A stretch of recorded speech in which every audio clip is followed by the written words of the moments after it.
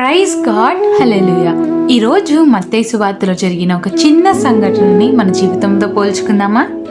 తుఫాను వచ్చినప్పుడు శిష్యులతో పాటుగా యేసుక్రీస్తు కూడా వాళ్ళతోనే నావలో ఉన్నారు కదా. కానీ యేసుక్రీస్తు పడుకొని ఉన్నారు. శిష్యులు వారి ముందున్న తుఫానును చూశారు, కానీ వారి వెనకున్న యేసుక్రీస్తుని చూడలేకపోయారు. వారితో ఉన్నారన్న విషయాన్నే వారు మర్చిపోయారు. అలాగే మన నిజ జీవితంలో కూడా మనకి ఎన్నో శ్రమలు వస్తూ ఉంటాయి. దుష్టుడు మనల్ని ఎంతో విరగగొట్టాలి, నలగగొట్టాలి, చెదరగొట్టాలని చూస్తూ ఉంటారు.